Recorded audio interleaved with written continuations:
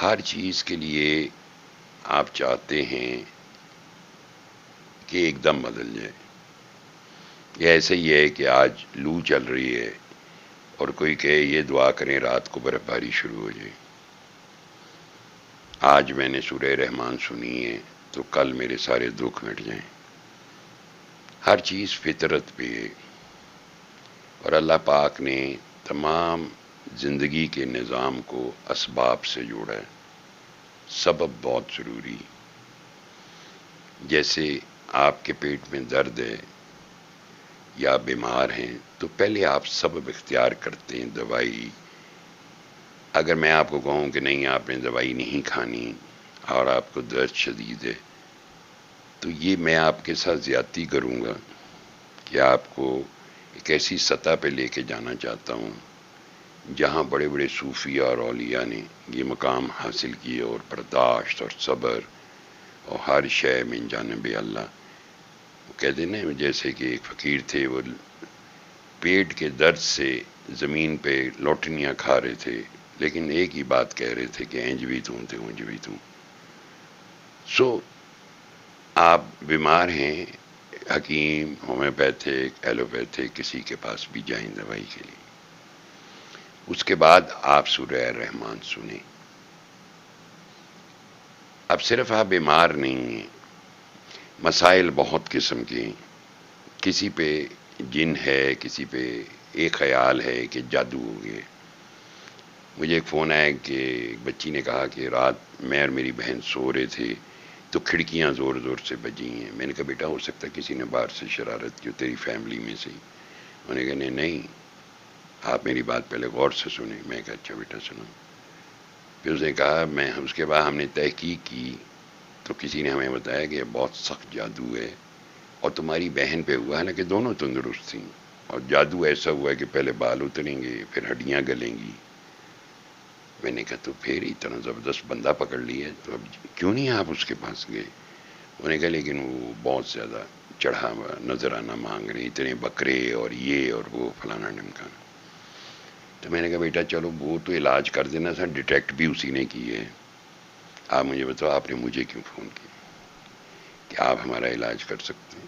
میں کہ کیوں نہیں کر سکتے. خیر ان دونوں کا علاج کیا تو میں نے کہا اب آپ کو محسوس ہوتا ہے کہ آپ کو ضرورت ہے کہیں اور جانے کی. تو سبب بنیادی طور پر دیکھیں، جب آپ کو کسی علم کے حوالے سے کوئی شخصیت درکار ہو تو اپنے سے اوپر دیکھنا، ہمیشہ نیچے مت دیکھنا ورنہ آپ کنفیوز ہو جاؤ گے. کیونکہ صاحب علم تو بہت ہوتے ہیں. ہمارا اسلام میں، معاشرے میں، مسلمانوں میں لوگوں کو دینی علم حاصل کرنے کی بہت رغبت ہے، ان کے لیے لطف و کرم کی بات. پھر کسی کے یہاں اولاد نہیں تو وہ یہ بھی کہتے ہیں کہ بس میں نے سورہ رحمان سن لی ہے، دعا بھی مانگ لی ہے، ابھی تک کچھ ہوا نہیں. مثلا ایسے جیسے 7 دن کے بعد اولاد پیدا ہو جائے گی. کچھ ہم بھی ایک ایسے الوژن میں رہتے ہیں جہاں پہ ہم کبھی سوچتے بھی نہیں کہ ہم کیا بات کر رہے ہیں اور کیوں بات کر رہے ہیں. بھئی آج آپ نے اللہ سے دعا کی ہے، آپ کو تمام نشانیاں جو قلندر پاک رحمۃ اللہ علیہ نے دعا کی قبولیت کے حوالے سے بتائیں، وہ گاہے بگاہے میں نے سب پہ کا ذکر کیا. کوئی ایک نشانی اگر آپ کو مل جائے تو اب سمجھیں آپ کی دعا قبول ہو گئی. اب آپ انتظار کریں، تھوڑا سا انتظار کریں. صبر بہت ضروری ہے، صبر کا پھل میٹھا ہوتا ہے. عام طور پہ ہوتا ہے نا کہ آپ کوئی ایسی اچھی بات کر رہے ہو یا کوئی کسی معاملے میں آپ صبر کر رہے ہو کسی کی زیادتی پہ، تو لوگ آپ کو فیملی ہی جینے نہیں دے گی، تو کمزور ہو گئے ہیں، تو بزدل ہو گئے ہیں. بس وہی پیریڈ ہوتا ہے نکالنے والا. چونکہ یہ ابلیس وسواس دیتا ہے کہ اس کو چھیڑو، اور آپ جذبات میں آ کے ایک دم اس کا بدلہ لینا چاہیں گے تو آپ بس برابر ہو جائے گا. اللہ تو بیچ میں نہیں رہے گا نا. پھر جب آپ نے ہی دوسرے کو گالی دے دی اس کی گالی کے جواب میں، تو بس آپ جانے اور وہ جانے. سو وہ جو ٹائم زون ہوتا ہے تھوڑا سا تکلیف والا، وہ ہمیں برداشت کرنا سیکھنا چاہیے کہ تھوڑا سا صبر کر لیں. دعا ہم مانگتے ہیں، دعا مانگ کے تو تھوڑا سا ویٹ کر لو. ہر چیز کا انتظار کر لیتے ہو، اس کا بھی انتظار کر لو.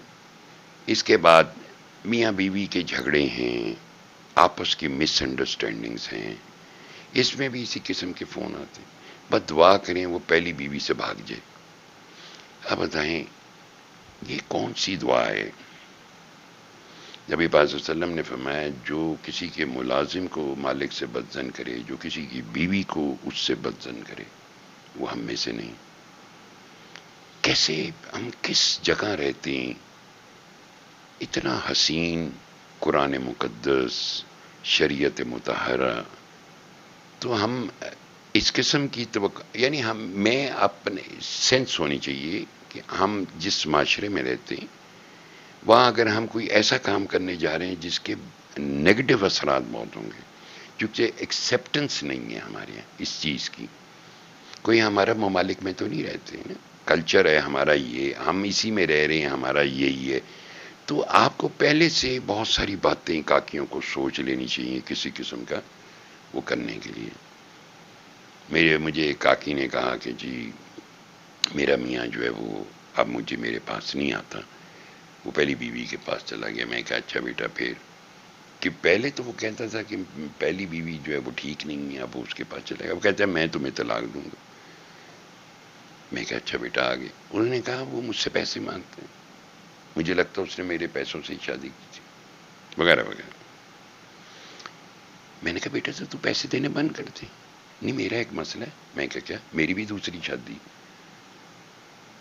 میں کہا اچھا بیٹا ایک کام کرتے، مل کے اللہ سے دعا کرتے، اللہ دلوں کو پھیرنے پہ قادر ہے.